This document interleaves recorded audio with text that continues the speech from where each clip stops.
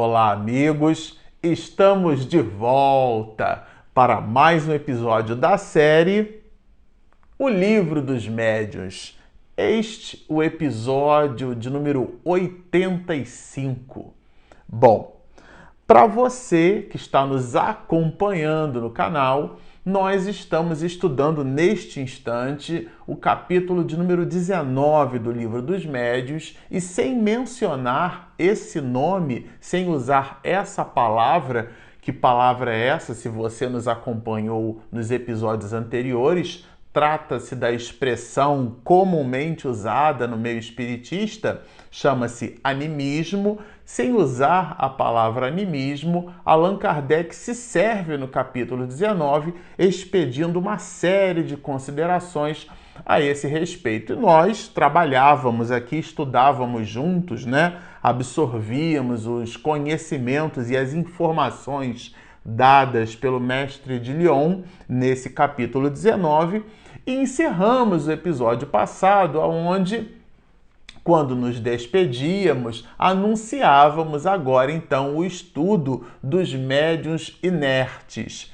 O que será isso, Médium inerte? Exatamente neste episódio, se você quiser saber o que é médium inerte, do que se trata esse assunto, permaneça conosco, estudem até o final deste episódio e nós expediremos informações seguras do Livro dos Médiuns a este respeito. Bom, aqui na questão de número 12, Allan Kardec, ele busca, na pergunta, já expedir algumas definições. Se você se recorda, nos episódios passados, que compreendem aqui o capítulo 19, nós estudamos a ideia da participação da pessoa do médium no processo medianímico. Nós, inclusive, usamos essa palavra medianímico porque ela tem a contribuição do próprio médium, qual seja ânima, a alma do próprio médium, e os processos genuinamente mediúnicos, isto é, as informações expedidas do mundo espiritual. E é uma espécie de mix. A comunicação tem uma contribuição do médium e também tem, certamente, uma contribuição do espírito, que é quem efetivamente incita o aparelho mediúnico para expedir a sua mensagem. Mas aqui, Allan Kardec vai se servir de uma outra contribuição no que diz respeito ao conceito da palavra mediunidade. Mais especificamente, para ficar fácil da gente entender, os movimentos das mesas girantes e falantes, esse nome, mesas girantes, como a gente sempre gosta de lembrar aqui, ele se dá pelo fato das mesas girarem e se movimentarem. Falantes porque pronunciavam através dos processos tiptográficos, através das pancadas, elas então produziam respostas. E é nessa direção que Allan Kardec vai questionar os espíritos, considerando se não eram os objetos, os portadores do intermédio dessa realidade pensante, que é o espírito. Se a mediunidade, no caso dos fenômenos de efeitos físicos, não estaria essa fenomenologia associada ao objeto, que na realidade objetiva produz o fenômeno. Então, não estaria então a mediunidade no copo, no lápis, na mesa, na cadeira. Quer dizer, esses objetos que produzem os efeitos físicos, não seriam eles os intermediários no lugar de pensarmos então que o médium doaria uma substância que, combinada com o fluido cósmico universal, produziria o movimento de determinados objetos pela ação da vontade do espírito? É nessa direção que Allan Kardec vai proclamar essa questão, quando ele diz assim: estar a verdadeira mediunidade num corpo completamente inerte, aqui no meio da pergunta. Esse corpo inerte trata-se então de um objeto material. Então, nesse caso, o que Allan Kardec quer dizer com médiuns inertes? Essa questão da inércia em física, A inércia é a capacidade que tem um corpo de permanecer em movimento retilíneo uniforme ou em repouso. Às vezes a gente usa a palavra inércia como sendo o repouso, mas na verdade um objeto em movimento, sem nenhum tipo de atrito, ele vai conservar o seu movimento retilíneo uniforme. Esse processo mecânico chama-se processo inercial. Pertence, inclusive, aos primeiros postulados de Isaac Newton, né? A primeira lei de Newton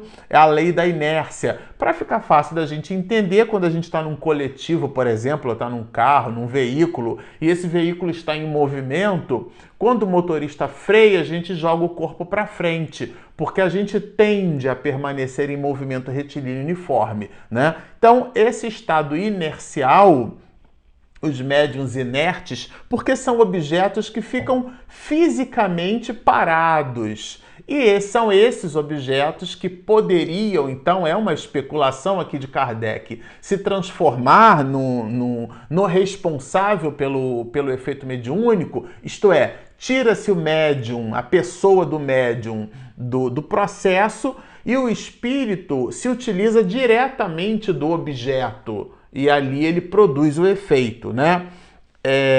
E a resposta dos espíritos é bem interessante. Pouco se tem a dizer a tal respeito, porque eles desconsideram plenamente esse tipo de raciocínio, né? E faz aqui um aporte bem interessante. Olha, seria muito estranho que o homem inteligente se transformasse em máquina e que um objeto inerte se tornasse inteligente. Então ele vai mostrar aqui que a inteligência ela é externa, que o objeto não poderia ser o intermediário.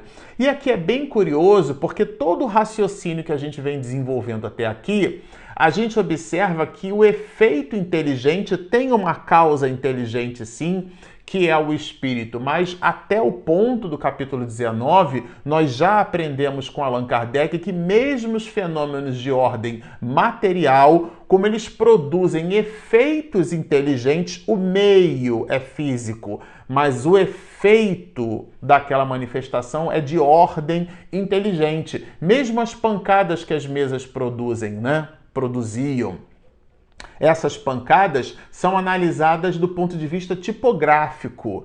E aí elas formam, então, um código. E esse código produz um efeito inteligente. Esse efeito inteligente é a combinação da ação do espírito com a do médium. Então, essa resposta aqui vai elucidar, no nosso ponto de vista, muitas questões relacionadas aos processos, por exemplo, da mediunidade mecânica, que a gente chama de psicografia mecânica. Aliás, é o próprio Allan Kardec quem vai chamar, né?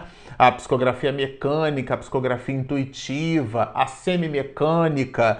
Nesse tipo de exortação dos espíritos, olha, seria muito estranho que o homem inteligente se transformasse em máquina. Quando a gente fala de psicografia mecânica, é uma analogia.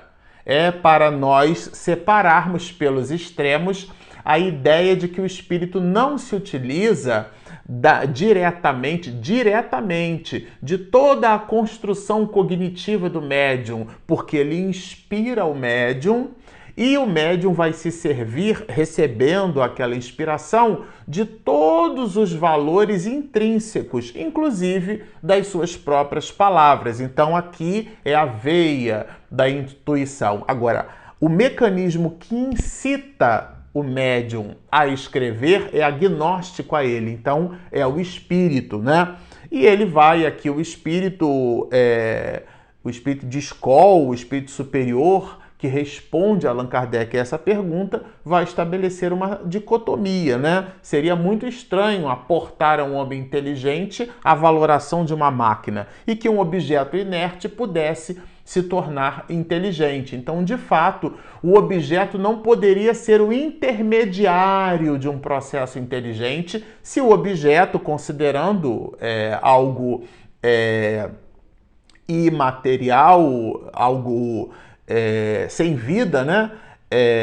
Efetivamente ser o responsável pela expedição de informações inteligentes. Então, não é o caso, o espírito deixa aqui muito claro. Agora, Allan Kardec, ele vai nessa direção continuar trabalhando a ideia de que determinados objetos poderiam produzir impressões físicas que nos levassem à ideia de que tem sentimentos. Por exemplo, se a mesa bate com muita força, se o copo se movimenta produzindo arranhões na superfície da mesa. Então, mostrando ali uma certa irritação ou um grau de irritabilidade, né? E de fato, os espíritos vão responder assim. Quando um homem agita encolerizado uma bengala, achei super interessante a resposta. Não é que a bengala esteja com cólera, nem mesmo a mão que a segura, mas o pensamento que dirige a mão. Então, o que a gente observa, quando a gente observa uma vara se movimentando, não é nem a vara que se movimenta daquele jeito, ou o efeito mecânico, ou o efeito material que possa deduzir em nós uma ideia de nervosismo, de ansiedade. A ansiedade não está na vara, parece óbvio isso, né? A ansiedade não está nem na mão que movimenta, mas na inteligência que produz aquele efeito mecânico. Então, por isso mesmo, lá na questão de número 12, os espíritos vão revelar uma linha de raciocínio bem interessante. Não é o efeito físico que produz, de certa forma, observações inteligentes, não pode vir de uma mesa, de um objeto inanimado, tá certo? Não pode, porque se aquele efeito é inteligente, a causa há de ser inteligente. Se a causa é inteligente, a mesa, o caderno, o lápis, são simplesmente veículos de transmissão da inteligência. A inteligência não está na mesa. Por isso que Allan Kardec vai dizer: não creio que mesas tenham cérebros para pensar, nem muito menos nervos para sentir. Quando as mesas, então, diziam a ele, à época, que expediam respostas inteligentes, buscando impressionar o mestre de Lyon, e isso é um equívoco raciocinar desse jeito, né? Agora, mais lá na frente, a gente separou aqui justamente o desdobramento desse raciocínio, porque se algo inteligente surgiu, essa inteligência não vem do objeto, né? Então, Allan Kardec vai dizer assim: já que não é racional atribuir-se inteligência a esses objetos, ou seja, não são os objetos que produzem os efeitos inteligentes, poder-se-á considerá-los como uma categoria de médios. Então ele vai insistir. Ele vai, na verdade, Allan Kardec buscar, por isso que aqui o título, né, desse trecho do capítulo 19 são Sistema dos Médiuns Inertes. Sistema porque é toda uma linha de raciocínio, toda uma sistemática. O que é um sistema senão a formação de várias partes interdependentes e ao mesmo tempo interligadas entre si? Elas formam um todo de ideias, formam um sistema. Esse sistema dos médiuns inertes, então, pressupõe a ideia de que os objetos é que serviriam de intermediário à comunicação dos espíritos. E ele vai insistir no ponto. Não, tudo bem, já entendemos que se o efeito é inteligente e sendo o objeto inanimado, sem ânima, sem alma, não podendo ele, então, manifestar vida, manifestar inteligência, se essa manifestação vem de uma origem agnóstica ao próprio objeto, isto é, se aquele efeito inteligente vem de uma causa estranha que não pertence àquele objeto inanimado, não poderia mesmo assim chamarmos esse objeto inanimado de um certo intermediário e, portanto, médium, e daí a expressão médiuns inertes. Ele insiste na mensagem. E aqui é bem interessante a reflexão que propõe a pergunta. Porque o que Allan Kardec busca, na verdade, talvez, né, quando a gente lê aqui, fique imaginando, né, a reflexão nossa como aprendizes dessa disciplina é que o processo não é mecanicista. O processo não é mecânico. Porque se nós considerarmos o objeto como sendo um médium inerte, nós poderíamos considerar o médium constituído de alma, sim, mas se aportarmos o fenômeno como sendo única e exclusivamente mecânico, o médium teria efetivamente manifestações puras e simplesmente mecânicas. Então vamos imaginar que a psicografia, para ficar mais fácil, que a gente chama de psicografia mecânica.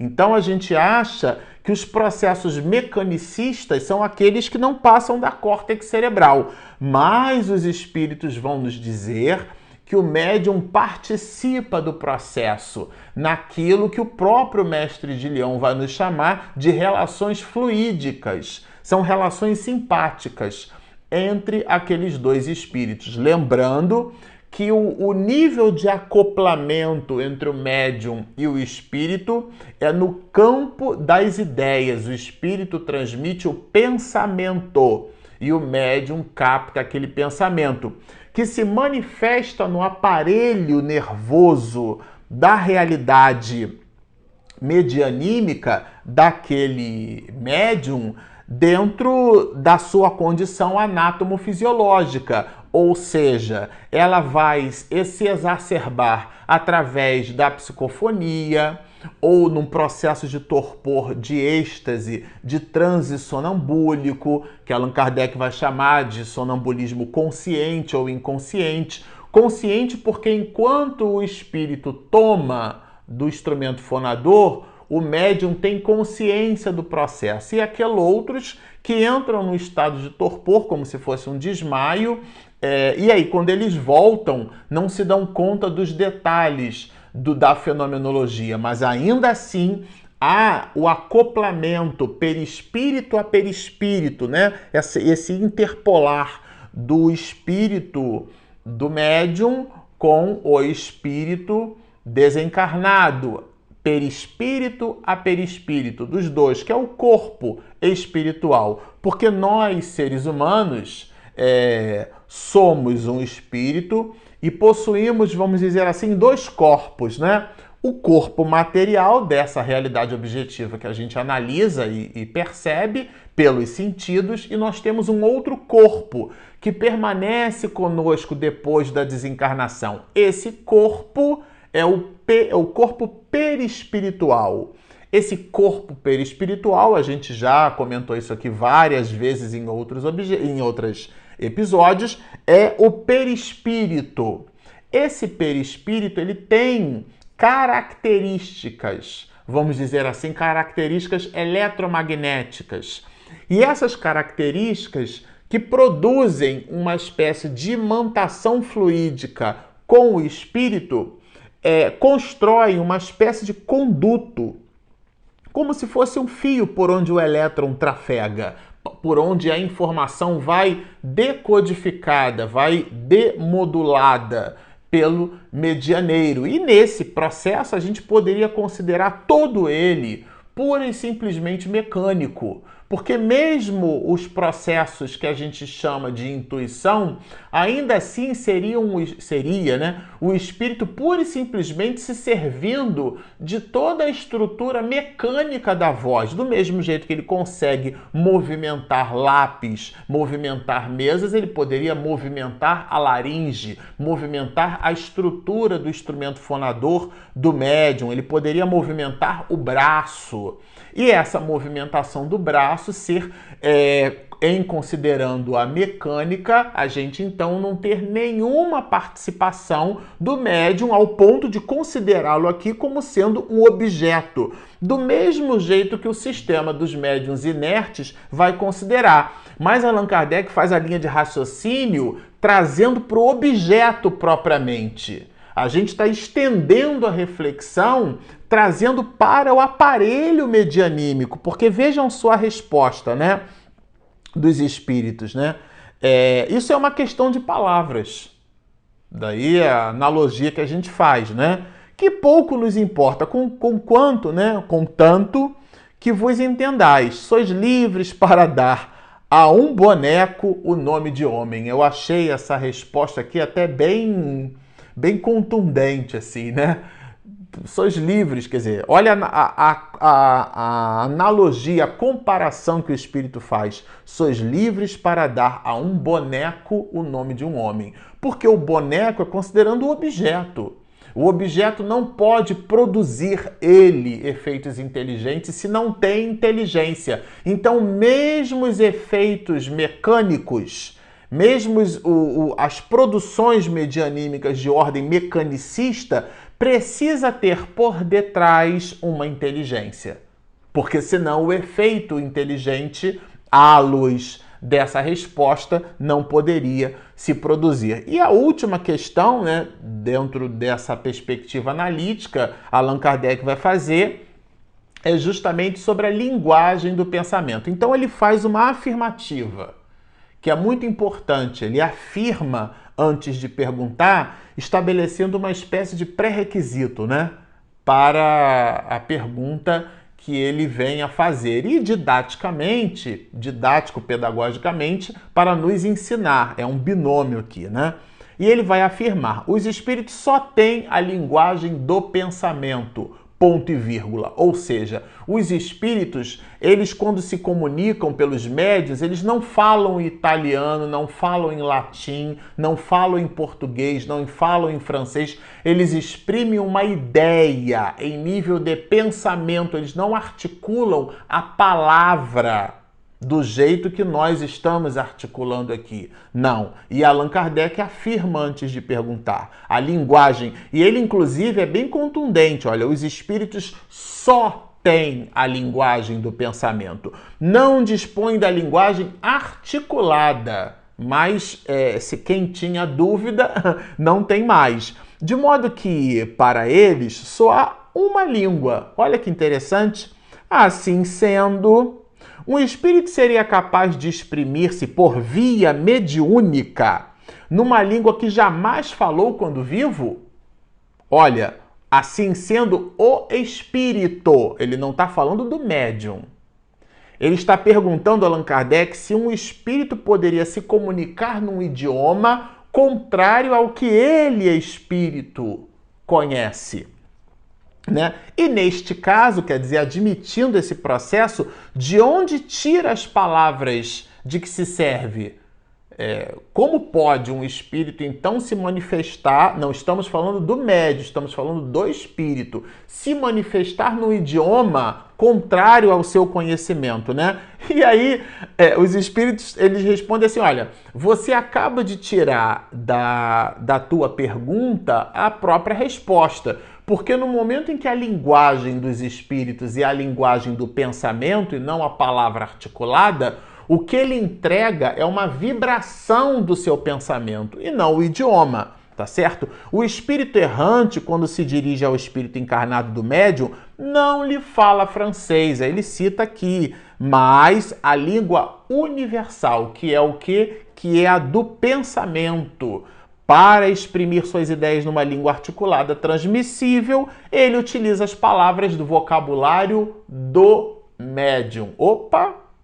Então ele vai se servir do manancial de informações que o médium é capaz de prover. Ele vai então incitar através do pensamento.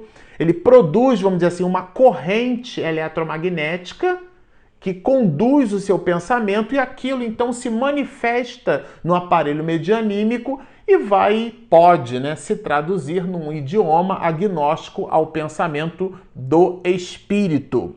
E Allan Kardec agora vai trabalhar conosco aqui uma série de outras nuances. Que nuances são essas? Aptidões, por exemplo, para desenhar, para pintar, aqueles fenômenos que nós conhecemos como a glossolalia ou a xenoglossia. Bom, mas tudo isso nós veremos juntos num próximo episódio.